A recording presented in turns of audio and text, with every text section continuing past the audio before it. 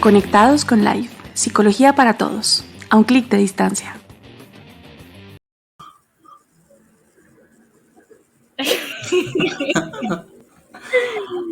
Ay, bueno, buenas noches, Hernán. Bienvenido a Conectados con Life. ¿Cómo te sientes de volver? Bienvenida con... Uy, no sé, esto es como si fuera la primera vez, esto es extraño, esto es raro. No sé, muchas cosas por contar, un montón de vainas, pero bien, no sé. Estas 2 semanas parecieron que hubiesen sido más bien como 3 meses. Estoy de acuerdo contigo, yo también me siento como extraña, como que siento que hay que volver a comenzar. Sí, Estamos acá. y la temporada y todo lo que se viene encima y todo lo que esperamos hacer para muchos de los que se conectan, bueno, todo. Bienvenidos a todos y a todas. Yo aquí es que saludando por el chat y no sabía qué escribir, había escrito buenas noches a totos y totas y había escrito mal y me ha dicho la ansiedad mil, la ansiedad mil, oiga. Buenas noches, Adri, buenas noches, Edna, Natalia, Isabel, no sé, las personas que estoy viendo ahí, Vale, Milena, Carito, buenas noches a todos, estoy saludando a todo el mundo. Bueno, bienvenidos a Conectados con Life, bienvenidos nuevamente a este trabajo que hemos venido realizando desde el año pasado, en octubre precisamente, cumplimos un año, 30 de octubre, de trabajar en pro de llevar evidencia a sus casas, de hablar sobre temas que son difíciles para muchos, de temas sobre los que muchas veces no hay claridad. Eh, Nada, tratando de hacer un trabajo bien bonito y que favorezca a la gente que se conecte con nosotros, a la gente que vea las grabaciones, qué sé yo, no sé, no sé, estoy emocional. Entonces, bienvenidos a todos y a todas y esos conectados con Life. No puedo creer que ya vayamos a cumplir un año. Sí. Resistentes acá, trabajando por la salud mental, vas a ver la evidencia muy bien. Muy Sí, bien. eso es Gracias verdad. a todos también y a todas las que se han conectado y han mantenido también este programa, porque se ha mantenido, porque hemos encontrado, ustedes han mostrado como el interés por hablar de estos temas. Es correcto. Así Entonces, es. empecemos temporada. ¿Con qué empezamos temporada, mi querido Hernán? Bueno, vamos a hablar hoy de separación. Separación de padres. Digamos que fue algo que fue surgiendo a lo largo de nuestros programas con una de nuestras invitadas que nos ha apoyado aquí, que fue Sandra, no sé si recuerdas a Sandra, quien nos ha acompañado cuando hemos hablado de temas complejos, temas difíciles con niños, niñas y adolescentes. Surgió esta duda y hoy vamos a hablar sobre la separación. ¿Qué pasa cuando hay una separación? ¿Cómo puede llegar a afectar esto? Si realmente la separación afecta o no afecta, si un niño se puede ver afectado o no. Bueno, niño, niña, adolescente también. Vamos a hablar de eso. Vamos a hablar de eso, Ceci. Justamente, además allá de hablarlo con Sandra, fue uno de los temas que nos propusieron en los comentarios, si te acuerdas en la última conversación que tuvimos. Sandra nos acompañó cuando hablamos de suicidio en niños y en niñas y cuando hablamos de autolesiones en niños y niñas, si no estoy mal. ¿O no?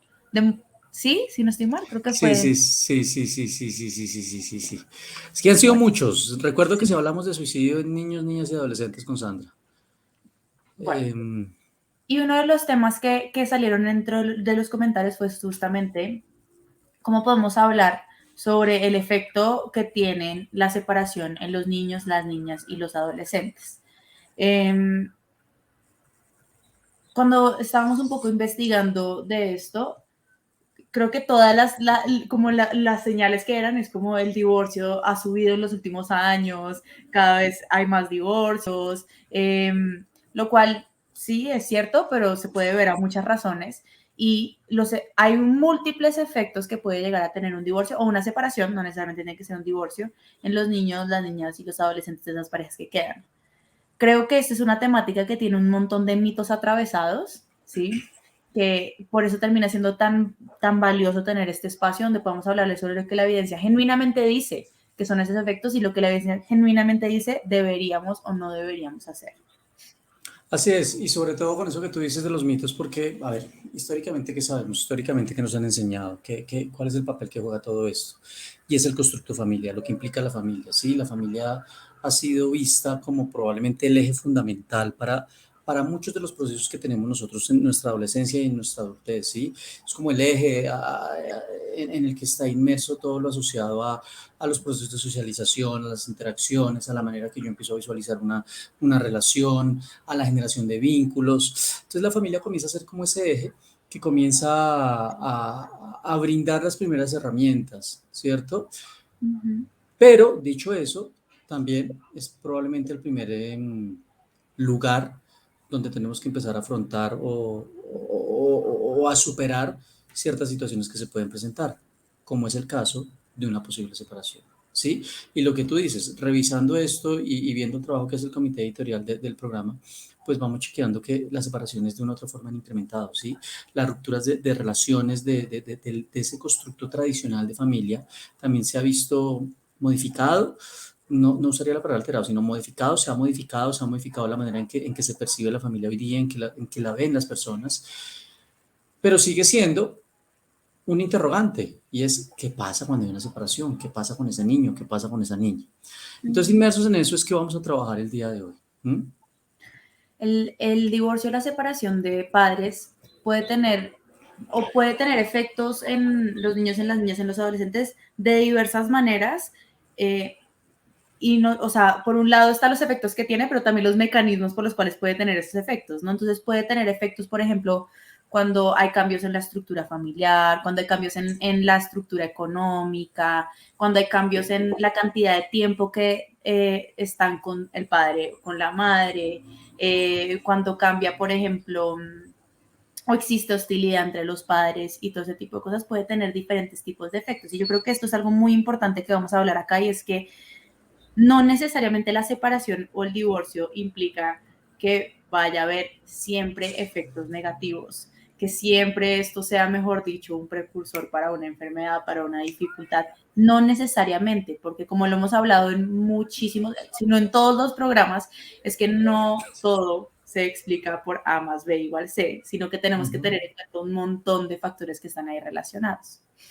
Sí, es así que no necesariamente tiene que ver como tal con el evento como tal, sino con el proceso que se da en ese evento, con la manera, con la forma en que se le explica al hijo la separación, ¿sí? Yo creo que una cosa es muy distinta. Una cosa estoy hablando como enredar la ansiedad. Una cosa es miércoles, una cosa es coger y decirle a tu hijo, a tu hija, básicamente nos separamos porque nos odiamos, o papito no nos quiere, o mamita no nos quiere, ¿sí? Versus explicar realmente lo que se da en ese proceso, ¿sí? ¿Qué implica una separación? ¿Sí? Entonces tiene que ver más con ese proceso, con el proceso que comienza a experimentar el niño, ¿sí? Procesos de incertidumbre, ¿sí? Procesos asociados a emociones intensas, rabia, molestia, melancolía, desesperanza, o bueno, por el contrario, esa esperanza de que van a volver, que probablemente van a estar nuevamente juntos mis papás, procesos que de pronto en la práctica clínica hemos visto cuando tuve la experiencia de trabajar con niños hace muchos años, eh, pero tener que acompañar al niño en interrogantes como, ¿será por mí? O sea, ¿es por mí? ¿Es por mí que se separa? ¿Será que soy el causante? ¿Sí? Entonces poder llevar todo esto también a la comprensión de ese proceso, ¿sí? No por sí sola la separación, sino al proceso que deben tener los padres, que deben tener los niños durante todo este fenómeno de la separación.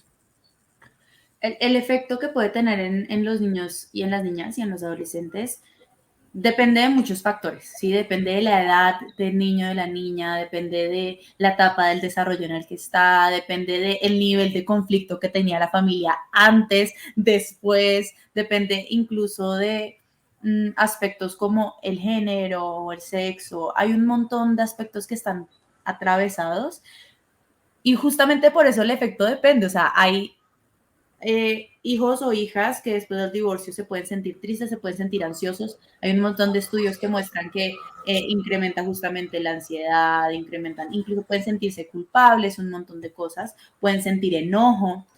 Hay o pueden existir adolescentes, niños, niñas, que por lo contrario se sientan aliviados o aliviadas de que se dé esta separación, ¿sí? Que puedan sentir que el conflicto que estaban viviendo en casa como que va a mermar.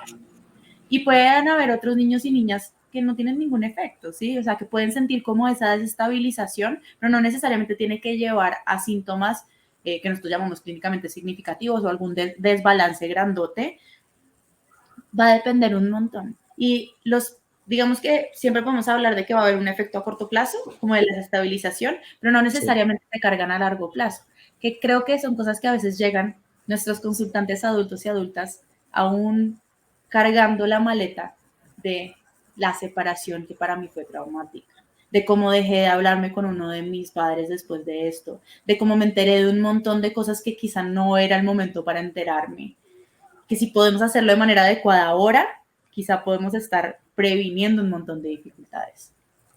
Total, Ceci, total, y básicamente con lo que estamos diciendo es importante como ir dejando claro eso. El proceso de la separación va a marcar sobre esas consecuencias que tú estás hablando, va a marcar sobre ese tipo de información que empieza a recibir un niño o una niña, ¿cierto?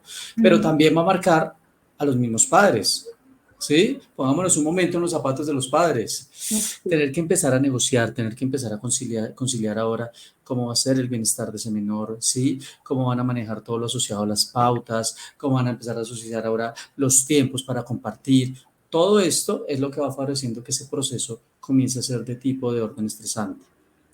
Para el niño, para la niña, para el padre que se queda junto a ese niño o a esa niña, para el padre o la madre que se va también, ¿sí? Es un proceso que empieza a afectar esa triada, ¿sí? No es únicamente al menor. Claro, hoy vamos a hacer énfasis mucho en los niños y en las niñas, claro que sí, pero pongamos en los zapatos también, los que se separan también les cuesta, ¿sí? También es el cambio.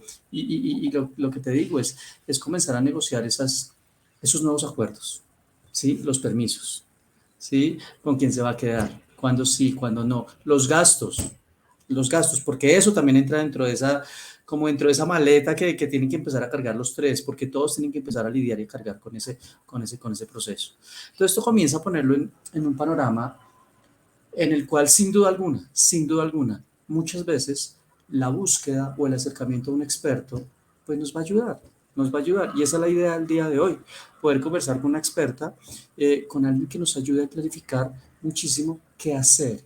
Y recuerden también, voy a hacer la cuña, la idea en esta temporada es que hablemos muchísimo de habilidades, ¿sí? No solo hablar de dificultades, sino de habilidades, qué hacer, cómo solventar situaciones como estas. Entonces, pues nada, nos vamos a nuestra propaganda. ¿Te parece? ¿Qué horas son? 7:14. A nuestro comercial. A nuestro comercial, perdón, hombre, que es la ansiedad, es que hacía mucho no salía al aire. Bueno. Muy bien. Ok, ya nos vemos. Ya volvemos.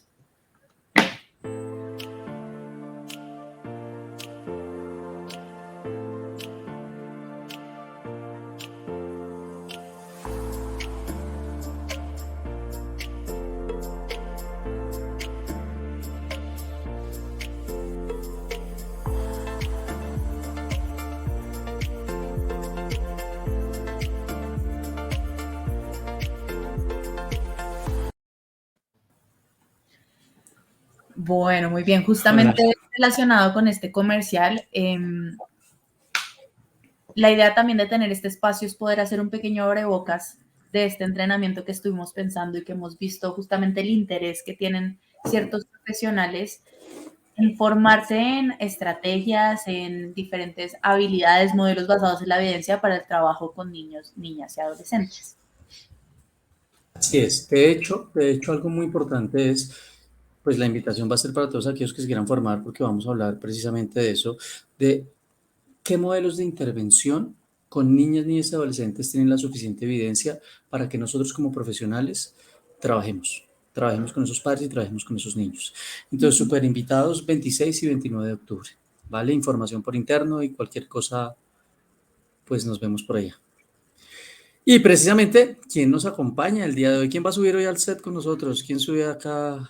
¿Si es al set? ¿No? ¿Cómo se dice? No, estoy más torpe que... A la transmisión. A la transmisión, al set. No, pues me sentí como... Ok. ¿Qué hubo, la vieja Daniela? ¿Qué más? Hola, ¿Cómo buenas vas? noches a todos. Bien, ¿ustedes cómo van? Bien, como ansiosos. ¿Y tú? ¿Tú no estás ansiosa? Un poquito de la nueva Ah, temporada. muy bien. Ansiosa pero feliz también de volver Excelente. al programa. Bueno, me alegra. Sí, sí, sí. Bueno, Bueno, les comento entonces, la invitada de esta noche es Claudia Liliana Valencia Granados. Ella es psicóloga con magíster en psicología clínica y de la salud de la Universidad de los Andes. Es especialista en desarrollo y procesos de aprendizaje de la Universidad del Rosario. Además, tiene entrenamiento en la terapia de aceptación y compromiso, otorgado por Madrid Institute of Contextual Psychology, y en la terapia dialéctico-conductual, otorgado por The Linehan Institute Behavioral Tech. También ha trabajado como terapeuta en el Centro de Salud Emocional de la Universidad de los Andes, que ofrece atención psicológica a víctimas del proceso armado, del conflicto armado. También es cofundadora de la IPS Horizontes ABA, Terapia Integral. Tiene experiencia clínica de más de 15 años en diferentes contextos clínicos y educativos. Ha trabajado en estos contextos con niños, adolescentes, pacientes con desregulación emocional, trastornos emocionales y trauma psicológico. Ha sido docente y supervisora clínica en diversas universidades e instituciones clínicas, y actualmente se encuentra vinculada como docente de planta de la Escuela de Posgrados de la Fundación Universitaria Konrad Lorenz en la maestría de Psicología Clínica con énfasis en infancia y adolescencia. Y entonces ya, bienvenida Claudia. Mejor dicho, no, Dios ¿Qué santo, es esa hoja de vida? excelente. ¿Todo eso? No, Yo, pero yo, por Dios. yo estudié con Claudia, yo me sentaba al lado de ella, en el pupitre al lado. yo me gradué del colegio.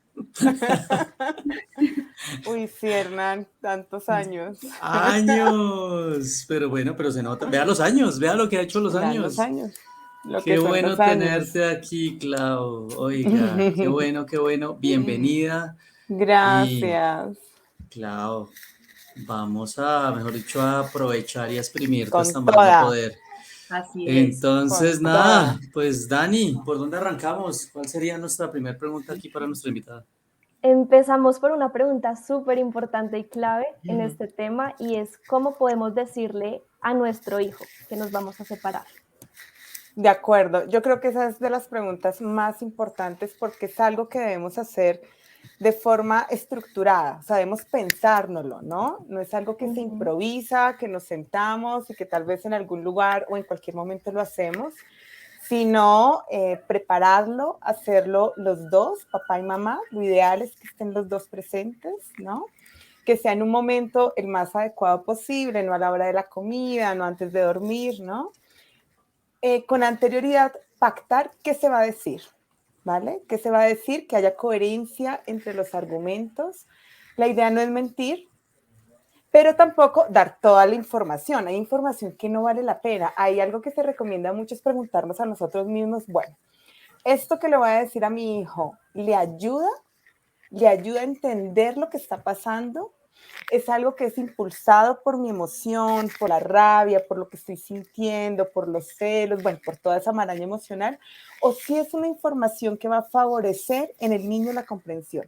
Esa es como una de las preguntas que yo creo que son claves para hacernos, y de acuerdo con eso, dar la información breve, concisa, pero favoreciendo que no haya incertidumbre, ¿no? Yo creo que ahí es donde lo que decía Ceci ahorita, vamos a tener que adaptarnos a la edad de cada niño, ¿no? Seguramente entre más chiquitín es esa nena, ese niño, esa niña, pues seguramente vamos a tener que ser más breves en la explicación, pero en la medida en que son más grandes, podemos ampliarla un poco, pero sin dar información que no es relevante, que fue por la monotonía, que fue porque el trabajo, o esas son cosas que no van a servir en ese momento, ¿no? Pero sí ayudándole mucho a la incertidumbre, porque una de esas emociones que van a surgir allí, en esa niña y en ese niño, va a ser la incertidumbre. ¿Qué va a pasar? Entonces, sería muy recomendable que antes de decir la noticia, tengamos claro esas cosas. Por ejemplo, ¿quién lo va a recoger al colegio? ¿Va a haber cambio de colegio? qué días va a estar con mamá, qué días va a estar con papá, cuál es la logística, por lo menos un poco de estructura, porque en la medida en que damos esa explicación, el niño va a sentir que tiene el control de la situación, ¿no? Y que hay una sensación allí de seguridad frente a los cambios que van a surgir. Perdón, Clau. Ya nos están llegando muchas preguntas, Dios mío, entonces ya empezamos a organizar a ver por dónde. Pero quiero hacer énfasis en algo. Sabes, creo que es la segunda o tercera invitada que nos hace caer en cuenta o que hace caer en cuenta a muchas de las personas que se conectan en pensemos si lo que voy a decir es o no es útil, pensemos si lo que voy a decir cumple o no una función que proteja al niño o a la niña, ¿sí? Porque probablemente en un proceso de separación, cuando miramos cómo decirles, puede darse la posibilidad de que papá o mamá actúe impulsado por emoción, ¿no, Clau? Y que termine pues dando un reporte que, obvio, podría entender lo que implica el sufrimiento de esa pareja que también se va a percibir abandonada, pero creo que o sea, me gusta mucho hacer énfasis en eso que tú dices. ¿Sí? No solo preparémonos, sino pensemos si lo que vamos a decir realmente va a servir. Y partamos desde el principio de veracidad, decir la verdad. Eso me parece muy importante, claro. Sí, hay algunos autores que dicen que debemos hacerlo con total normalidad, como si no estuviera pasando nada. Sin embargo, yo sí creo que es importante mostrar y de alguna forma modelar lo que implica una situación tan difícil y de tan alta intensidad emocional, ¿no? Entonces, tal vez mostrar que estamos tristes, pero que podemos transitar por esa emoción de tristeza de una forma efectiva, que tal vez surgen en algunos momentos emociones de rabia, pero que podemos transitar por esa emoción. No, tal vez simplemente decir, no está pasando nada y todo está muy bien, porque de alguna forma eso va a ser también invalidante para ese chiquitín. Y algo importante en esas conversaciones, porque tal vez no va a ser una, tal vez vamos a necesitar varios encuentros o varias conversaciones con nuestros hijos, va a ser permitirle expresar las emociones, permitirle expresar preguntas, hacerle también preguntas, clarificar hechos. Una de las cosas que suceden es que los niños en la etapa tal vez de 5 añitos o de 5 o 7 años tienen un pensamiento un poco más egocéntrico, un poco más de lo que sucede alrededor es por lo que yo pienso, por lo que yo hago. Entonces podrían llegar a inferir que el haberse comportado mal, que le fue mal en el cole, el haber pensado alguna cosa en particular, fue lo que generó la separación de sus padres, ¿no? Entonces tener mucha claridad que no es por él y que esos padres van a seguir siendo sus figuras de referencia, que lo van a apoyar, que están ahí. Es un poco como la familia sigue, solo que cambia, es distinta, pero seguimos aquí y seguimos para ti. Darle ese apego y ese apoyo emocional que él necesita. Sí. Okay. Este tema de qué decir y qué no decir es un tema muy importante y creo que ahorita Clau cuando nos pone sobre la balanza pues todo esto, además tener en cuenta la etapa de desarrollo y creo que no podemos como dejar de lado o mencionar un poco, por ejemplo, lo que nos habla Las Delicias de Pau y es que es un proceso muy difícil. Ella de manera muy transparente nos cuenta que ella está en este momento pasando por un momento difícil porque ella está justamente como balanceando estos dos polos entre poder dividir esas cargas, poder dividir esos espacios y las reacciones emocionales que tienen sus hijos frente a esto. Entonces, solamente como para agradecerle a Las Delicias de Pau por compartirnos y como por refrescar esa idea de que esto no es fácil y que nosotros acá estamos dando herramientas, que cada proceso va a ser muy distinto. Sí, y yo quiero hacer énfasis en eso que tú dices, o sea, en el comentario nos dice, la separación no es necesariamente por los hijos, es porque como pareja ya no estamos conectados, ¿sí? Qué importante también que los niños y niñas puedan ir entendiendo esto. No es tu culpa, tiene que ver con la relación de nosotros como pareja. Pero bueno, igual creo que eso también ya viene ahorita más adelante cuando empecemos a chequear varias de nuestras preguntas y otras preguntas que están ahí que ya ahorita con el público pues vamos a continuar. Pero yo quiero agregar una pregunta porque va muy de la mano con lo que estamos hablando de qué decir y qué no decir y no la hacen recién. Y perdón, John, Carolina están acá, ya ahorita les subimos sus preguntas. Nos preguntan en el público, Clau, si la decisión final de separarse es de uno de los padres, ¿vale la pena mencionarle a los hijos esa información?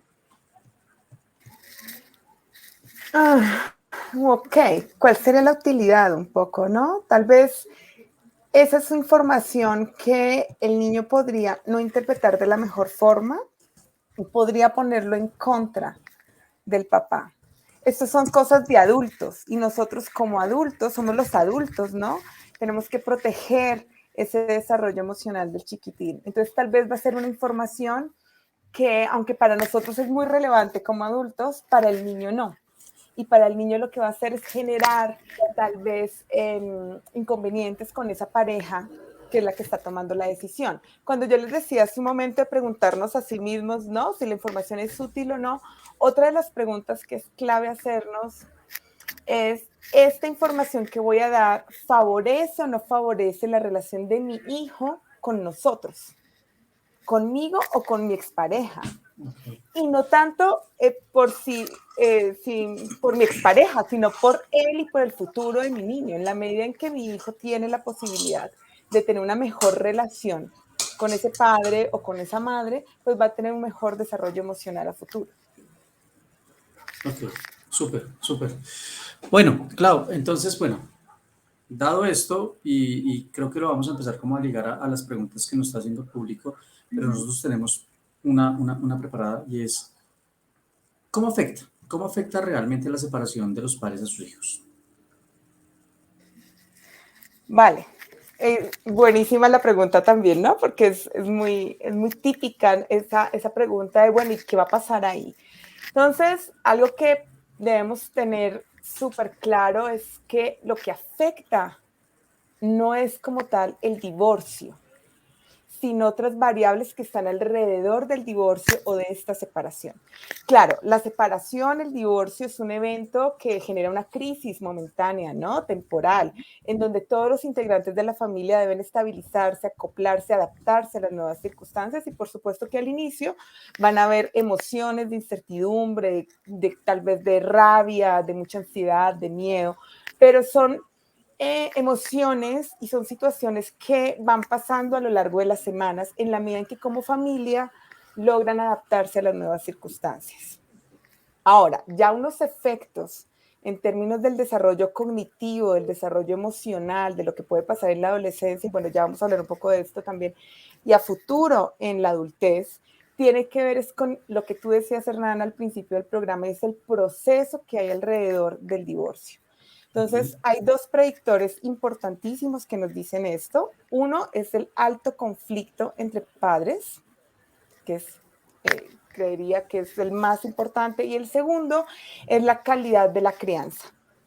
Si nosotros tenemos una adecuada calidad de la crianza, una adecuada crianza y paralelamente un bajo conflicto entre los padres o los niños no se ven enfrentados a este conflicto, no están expuestos a este conflicto, nosotros podemos inferir que estos efectos no van a ser a largo plazo, ni van a ser tan intensos, ni van a ser tan complejos para nuestros chiquitines.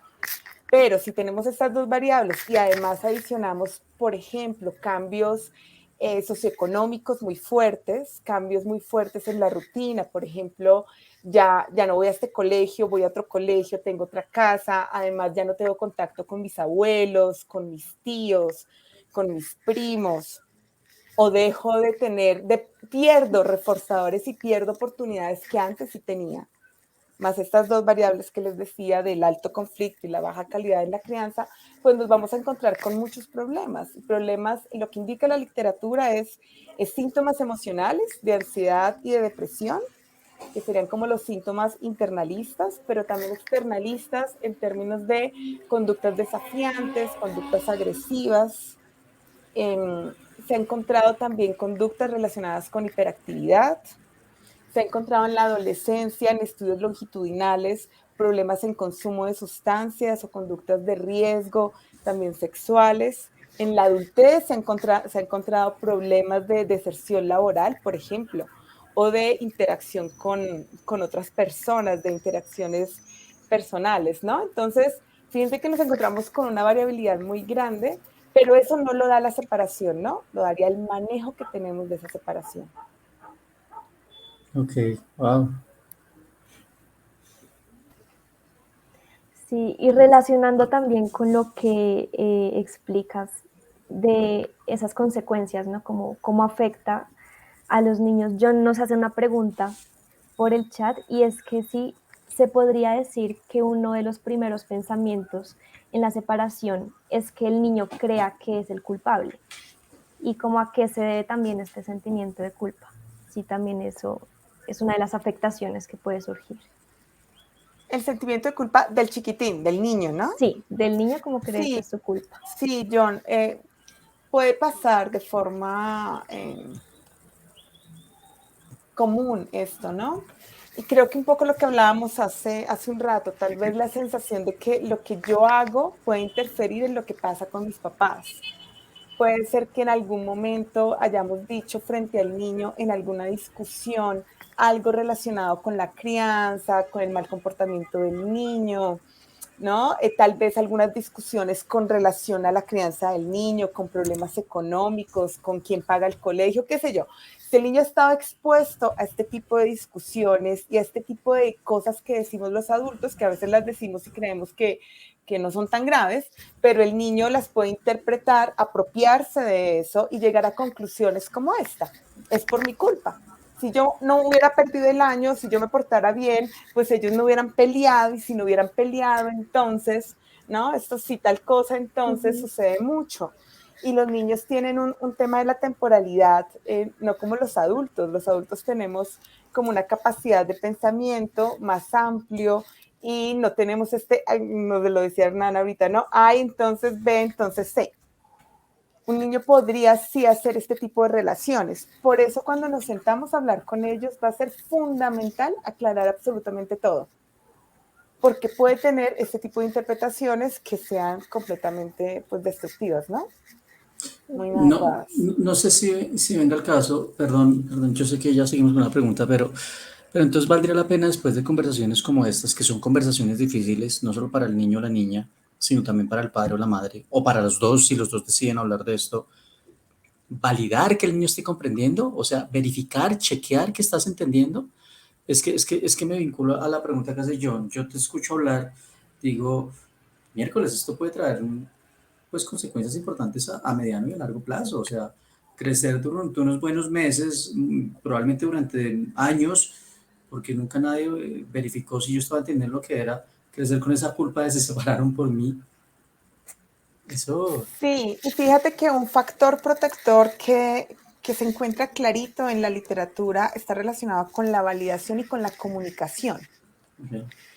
Si permitimos esa expresión emocional, podemos encontrarnos con que en algún momento el niño nos diga, claro, es que fue culpa mía. O que nos exprese ese tipo de interpretaciones, también que nos exprese las emociones que están alrededor de. De ahí que como padres va a ser fundamental aprender a validar. Si el niño está preocupado, tal vez decir cosas como no te preocupes, no estés triste, no va a pasar nada, no está pasando nada. Son comentarios que nosotros como adultos lo hacemos pretendiendo proteger a los niños, pero en realidad lo que generan es que le cortamos la posibilidad de comunicarse, la posibilidad de expresar. Si el niño expresa y tal vez yo reacciono de una forma ya muy explosiva, ¿no? Y me pongo muy mal por lo que el niño me está diciendo. El niño puede aprender, yo mejor no hablo nada porque mi mamá o mi papá, cuando yo hablo, se pone muy triste, se pone a llorar, empieza a decir un montón de cosas de mi mamá o de mi papá. No, yo mejor me quedo calladito. Entonces luego cuando le preguntamos, pues no nos dice cosas. Entonces, esto de favorecer la comunicación va a ser relevante para eso que tú dices, porque puede que en el momento el niño ni siquiera tenga el pensamiento de culpa, pero pasan las semanas, hasta los meses y podrían surgir nuevas cosas allí, ¿no? Nuevas interpretaciones con todas las interacciones que suceden en el día a día. Entonces, esto es algo que debe ser constante, no debe ser solo el momento en el que lo expresamos, sino a lo largo del proceso. Ok. Re bien. Claro, nos has venido dando un montón como de tips o de recomendaciones frente a qué hacer, ¿sí? Hablar de manera clara, comunicar las razones hasta cierto punto, validar emociones y otros como diferentes cosas, planear todo esto que nos has dicho. Y quiero ahondar un poco sobre eso. Digamos que la gran pregunta es qué hacer o qué no hacer con mis hijos, con mis hijas, cuando estoy pasando por una separación. Bueno, lo primero que no hacer, prohibido, pecado. Yo sé, la intensidad emocional es muy alta. Yo sé, o sea, uno con intensidad emocional tiene un montón de impulsos, bueno, uno quiere decir cosas, etcétera, pero la alienación parental, no sé si han escuchado este término, también es como muy, muy usado en este contexto. Y es esto de hablar mal de mi pareja o de alguna forma, voy a decir la palabra, no suena muy lindo, pero bueno, de alguna forma manipular al niño para que le falte el respeto al papá o a la mamá, no siga instrucciones, para que muestre miedo o para que muestre hostilidad del otro. Cosas como esas no podemos permitirla. Una cosa es el rol de mi pareja como pareja y otra cosa es el rol de mi expareja como papá. Son dos cosas completamente diferentes y el daño que le hacemos a ese chiquitín es muy grande. Eso es uno. Dos, no desahogarnos con el niño. Yo sé, el impulso también puede llegar. Uno encuentra niñas o niños que ya después de cierta edad, no sé, tal vez después de los 7, 8 añitos, están como muy grandes, hablan muy bellos, se sientan al lado de uno a hablar como grandotes. Sí, pero eso no nos da ni nos abre la puerta para yo desahogar lo que yo estoy sintiendo con él. Hay cosas que yo puedo comunicar, decirle me siento triste, pero no contarle toda mi historia de pareja, etcétera, a él, ¿no? Intentar al máximo no cambiar las rutinas, al máximo, lo más que se pueda. Yo sé que hay cosas que tal vez no lo podemos lograr, pero en la medida en que tenemos unas rutinas y que tenemos unas rutinas establecidas y que tenemos límites, porque a veces también podemos pensar que pobrecito la separación, entonces permitámosles cosas. No, en la medida en que hay disciplina, hay límites y hay rutinas, el niño se va a sentir en un ambiente más seguro y va a saber qué hacer, hacia dónde ir, va a sentir más control. Esa es otra cosa. Otro que podemos hacer es permitirle tomar decisiones o dar opinión, como de algunas cositas, como qué juguetes voy a llevar en la casa de mis papás, qué juguetes voy a tener en la casa de mamá, qué días puedo estar, o sea, como cosas que sí podamos, decisiones que él sí pueda manejar, ¿no? No le vamos a poner decisiones muy grandes, pero sí que él pueda manejar para esa sensación también de control, ¿no? Otra cosa es esto de los niños, creo que se les llama niños como maleta, que entonces cada fin de semana o cada 3 días, bueno, dependiendo, llega con su maletica. No, la idea es que cuente con sus juguetes, con su ropa y con sus cosas en la casa de mamá y en la casa de papá para que él también se apropie del espacio y sepa que los dos, hace parte de dos espacios, ¿no? Hacen parte de él. Y que no sea como que esté de visita, o sea, es que no es visita, es interacción y tiempo de compartir con ese papá o con esa mamá, ¿no? Y bueno, aprender de pautas de crianza, claramente, porque ya sabemos que es un factor protector.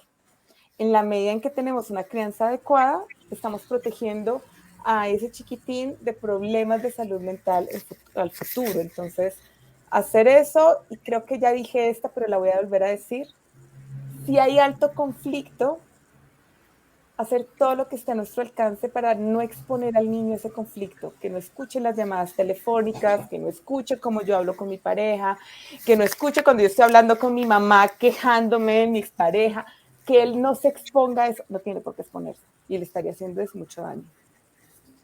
Creo que son esas, deben haber más por ahí, pero por ahora esas. Okay. Pensando mucho en pues varias que nos diste, pero pienso mucho en la primera, ¿sí? De no hablar mal del otro, como de no tener este tipo de conductas como que genera este conflicto. Carolina nos hacía una pregunta, ella la dirigía hacia terapeutas, pero creo que también puede dirigirse hacia lo que yo llamo mortales, es decir, no terapeutas. ¿Cómo podemos manejar las nuevas relaciones de los padres separados que se convierten en manipulación con los hijos para incomodar al otro padre?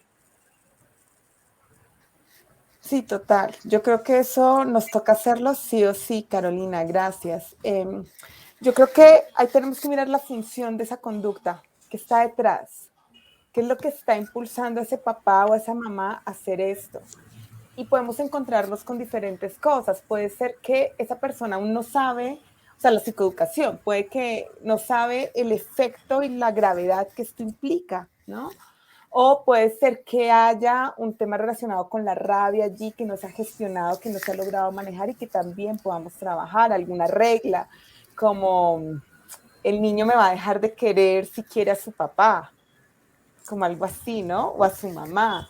O bueno, como qué reglas surgen ahí en ese papá y trabajarlo sabiendo que va a ser fundamental que lo que hagamos como adultos sea en beneficio de los niños. A veces y es lo que también se ha encontrado en la literatura, cuando hay alto conflicto, se tiende a tomar decisiones más orientadas para el bienestar de los papás. Bienestar me refiero como a corto plazo también, ¿no? Como a quitarme la rabia, el malestar, el enojo que tengo encima, más que decisiones tomadas por el bienestar de ese chiquitín y el futuro de ese chiquitín. Entonces es como orientarlos hacia eso, Carolina, pero sí, total, nos toca trabajar eso sí o sí, señora. De hecho, hay una pregunta que me parece bien interesante con esto de cómo abordar esas versiones. Y es Karen Giselle Sea.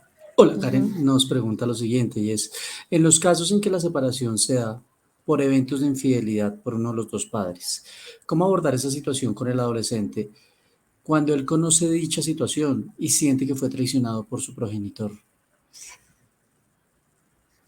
Claro, ya en la adolescencia nos vamos a encontrar con una información distinta porque conoce más cosas, ¿no? Y tiene un nivel de pensamiento, por supuesto, mucho más abstracto, hay más comprensión, pero igual sigue siendo nuestro hijo y sigue siendo nuestra responsabilidad cuidarlo emocionalmente.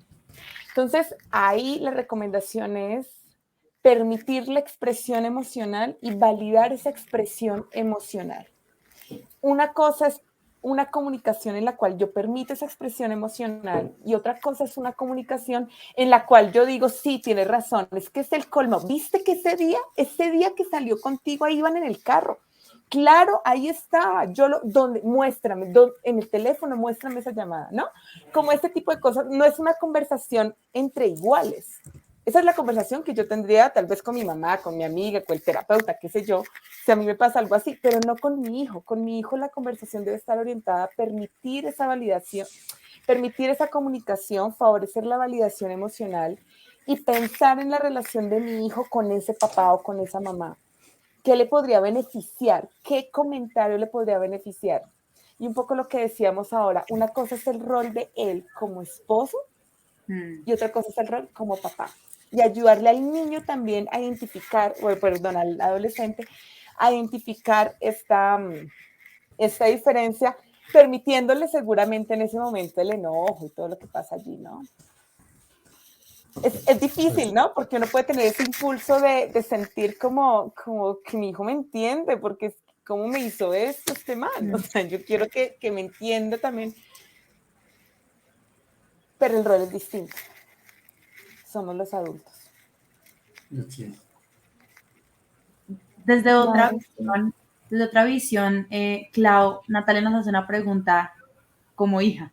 Ella dice, ¿qué podría hacer como hijo cuando se siente en la mitad porque sus padres insisten en hablar mal el uno del otro? Ay, sí, Natalia, gracias por esa pregunta. Eso aplica a cualquier edad, ¿no? Eso no aplica solo para niños, niñas y adolescentes. O sea, a estas edades que ya, sí o no, Hernán, tenemos nuestros años, pues también nos pasa. Y es el repertorio de poner límites, perdón, poner límites, ¿no? Es como,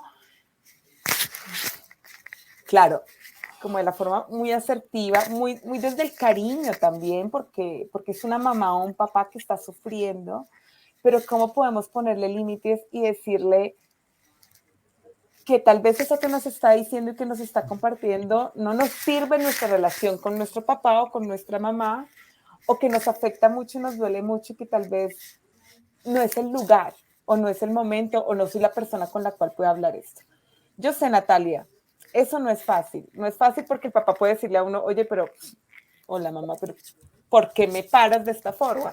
Pero yo creo que en la medida en que vamos poniendo el límite y validando, o sea, es como que uno pone el límite y valida, como que uno hace este juego, ¿no? Los papás van aprendiendo, a ella no se le puede decir nada porque ¿no? A ella no le gusta que le hablen de esas cosas. Se va aprendiendo, pero hay que poner el límite, porque es que si no, no hay enredado, no, es que uno ve a su papá como su papá. Así es. No como la pareja de la mamá, o sea, Sí, es verdad. son dos cosas distintas, sí. Es verdad. Sí, claro. Hemos también hablado como de varios contextos, nos han preguntado, por ejemplo, cuando ocurre una infidelidad, ahora cuando el hijo se encuentra como entre los papás. Milena también nos pregunta, ¿cuál es la mejor manera de abordar a un niño, niña o adolescente cuando la separación se genera por violencia intrafamiliar? Está buena esa pregunta. Sí, no, ¿Cuál es la mejor manera? ¿Sabes, Milena? Me genera un poco la duda si hay un tema ilegal también, ¿no? Si hay un tema ilegal adicional, si hay algún juez de familia que prohíbe que el niño esté con esa mamá o con ese papá, me genera un poco la duda en términos de que el manejo debe ser de acuerdo también con esos lineamientos judiciales que pueden estar allí, ¿no? Pero si el niño está en peligro, pues tendríamos que alejarlo del progenitor que le está generando este peligro. Ahora, que cómo se lo digo yo y que cómo manejo la situación, eso es distinto, ¿no? Porque lo ideal es no decirle, mire, es que ese señor o esa señora le está haciendo esto. No, con la mayor neutralidad posible, porque si no estamos generando más daño. Pero tampoco entonces vamos a permitirle que esté con esa mamá o ese papá que tal vez judicialmente nos están diciendo que no porque está en peligro. No sé, Milena, si respondí ahí tu pregunta. Qué Es difícil. la pregunta. Sí, Milena, es la pregunta.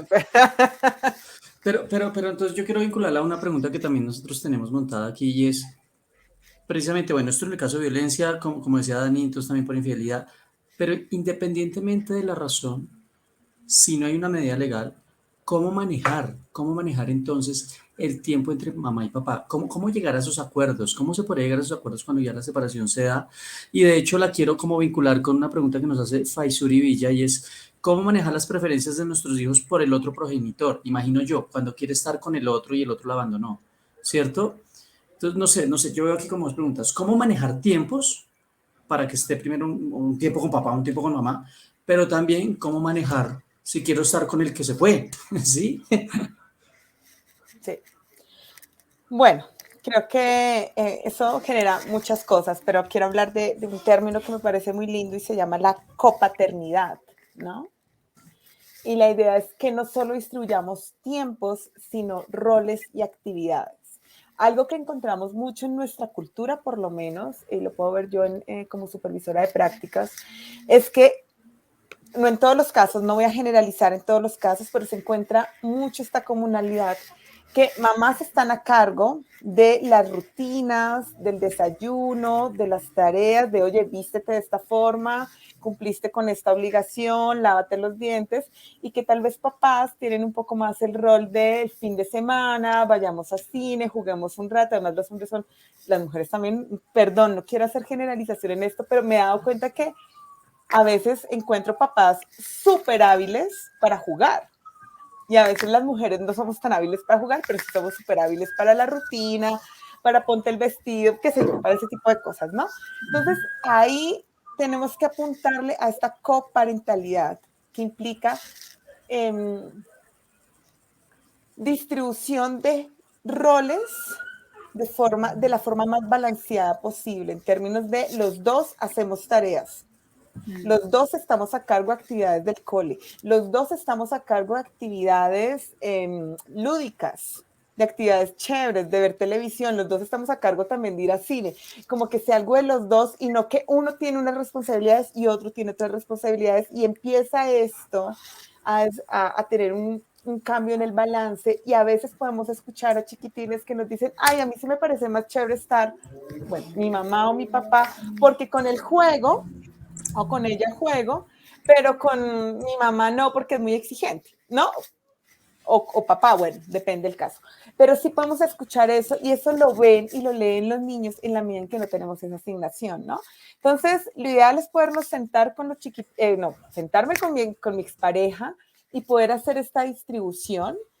Fíjense que cada vez se habla más de custodia compartida, ¿no? En la cual estamos casi la mitad del tiempo entre uno y otro. No es la visita del domingo en la tarde, sino miti-miti, pero hay otras familias en donde tal vez por otro tipo de circunstancias, pues solamente está en la tarde los domingos, ¿no? Pero lo ideal es que fuera lo más compartido posible y lo más equilibrado. Pero sé que esto va a depender de múltiples variables, ¿no? Y bueno, cuando hay un abandono, Faisuri, muy doloroso, ¿no?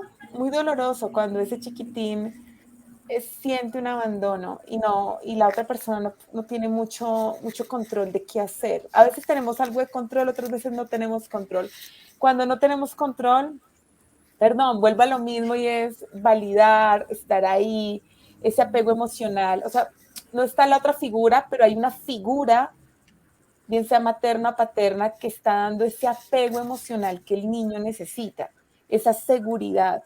¿Es doloroso? Sí, es como mostrarle esto. Es doloroso, sí, pero estás aquí contenido, cuidado, todas tus necesidades están acá y te escucho cuando estás triste y este proceso de cómo transitar por el duelo de no estar con un papá. Ahí vale la pena, si es muy intensa la emoción y si es muy interferente, tal vez también tener un proceso terapéutico, ¿no? Pero a veces podemos tener el control, podemos manejar algunas cosas. Yo recuerdo mucho varios pacientes que me han dicho que uno de sus recuerdos más aversivos o más dolorosos de la vida es cuando eran pequeñitas y como que las separan de su papá. Como este tipo de recuerdos, ¿no? Como que ella está y quiere ir hacia donde su papá y otra persona la separa, no necesariamente la mamá, y cierran la puerta y llora gritando su papá o su mamá y los alejan, como ese tipo de cosas. Entonces, si nosotros tenemos esa posibilidad de tener control de que esto, pues, no suceda, hacerlo. Pero pues cuando sucede, como nos dice Faisuri, el abandono, bueno, sería más como transitar por ese duelo. Claro, en esta división justamente de tiempo entre ambos padres, hay una pregunta que me parece interesante de Estefanía y ella nos pregunta si es conveniente que vivan cerca a los padres para no afectar las dinámicas de sus hijos.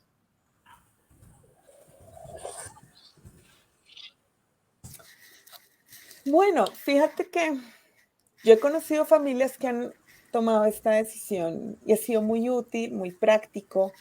Imagínense Bogotá con los trancones, ¿no? Pico y placa.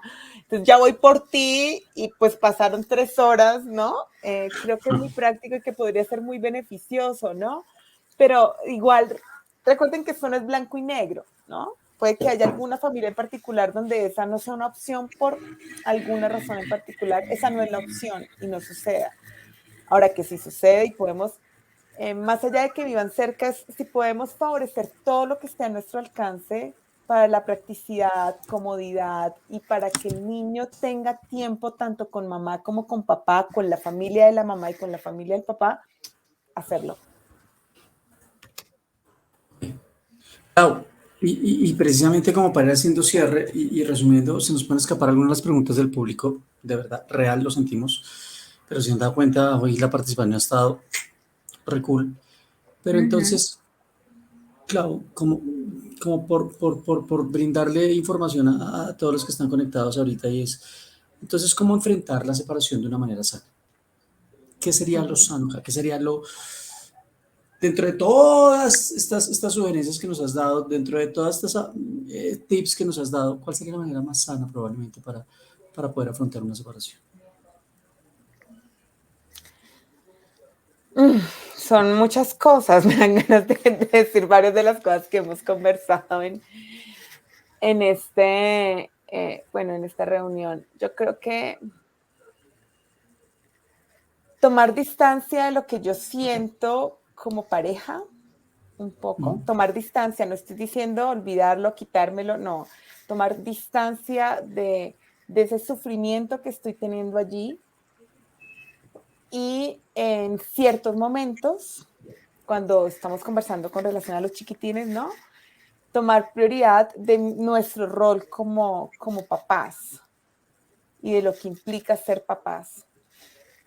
Tal vez esto nos va a ayudar, y este término me gusta mucho, ¿no? Que es de DBT, esa mente sabia como papás para tomar decisiones que sean lo más efectivas para ellos, porque sí que una angustia muy alta de un chiquitín y un estrés muy alto pues va a generar problemas complejos a nivel emocional, ¿no? Entonces, ¿cómo puedo tomar esas decisiones de la forma más sabia, desde la mente sabia? No sé si estoy diciendo ya algo muy general como respuesta, pero bueno, tener red de apoyo, poder pedir ayuda, eso es súper relevante, ¿no? Cuando tenemos dudas, tener algún profesional cercano, algún grupo de apoyo cercano que me pueda ayudar, como, ¿qué hago acá? Es que a veces los niños le salen a uno con unas preguntas que no quedan como verde, ¿no? Es como, ¿qué hago acá? Entonces, tener esta posibilidad de pedir ayuda a otros, a profesionales, amigos, a red de apoyo. Y seguramente que autocuidado, ¿no? Porque como pareja, o sea, una separación es algo muy abrupto, muy complejo. Y tener conductas de autocuidado. Si yo como mamá me cuido mi sueño, mi alimentación, estoy lo más que pueda equilibrando todas mis áreas de ajuste, seguramente va a ser también más efectiva con mi rol como mamá, ¿no? Entonces, de ahí que creo que el autocuidado es fundamental. Y qué importante que el hijo compartiendo en los dos escenarios, llámese con papá o con mamá, pueda haber también eso, tenga esa percepción. Mi mamá se está cuidando, probablemente sería el mejor modelo, mi papá se está cuidando, sería el mejor modelo. ¿Cierto? Sí. Ok. Wow, bueno, Clau, gracias, mil gracias. Creo que arrancamos temporada con un montón de interacciones con el público, arrancamos temporada respondiendo y brindando información muy válida a las personas que preguntaron. Los invitamos, precisamente va a ser Clau la que nos va a estar acompañando en el entrenamiento de 26 y 29 de octubre sobre esos modelos de intervención con evidencia para trabajar con niños, niñas y adolescentes. Entonces, pues nada, si queremos aprender más aquí de la doctora, pues los esperamos. Bienvenidos. Clau, mil gracias. Dani, mil gracias. Ceci, qué bueno volverte a ver. No nos veíamos hace 7 horas. 7 horas. Qué bueno volvernos a ver, pero ahora en un en vivo. Y pues nada. Clau, te invitamos dentro de 8 días. Ceci nos va a contarte qué vamos a hablar en 8 días. Estaba esperando el momento en el que Hernán me botara la bola para hablar de eso. Entonces, por un lado, Clau, mil gracias. Me disfruté mucho el espacio, nos diste información súper pertinente, tips muy claros que espero que puedan ayudar a todas las personas que están por acá conectadas, o si conocen a alguien que necesita esta información, compartan este video. Y por otro lado, la próxima semana vamos a estar hablando de qué es eso de una vida con metas y valores, qué es eso de los valores, qué es eso de acercarnos a lo que llamamos nosotros esa vida valiosa, esa vida con sentido. Vamos a estar hablando un poco de eso. Te esperamos y genial. Sí, nos vemos. Vamos a ver cómo nos va con ese tema y nada. Nos vemos en 8. Gracias, Dani. Gracias, Ceci. Clau, gracias. Bueno, un súper abrazo. Me divertí mucho por acá. Nos vemos en 8 días. Chao. Chao a todos.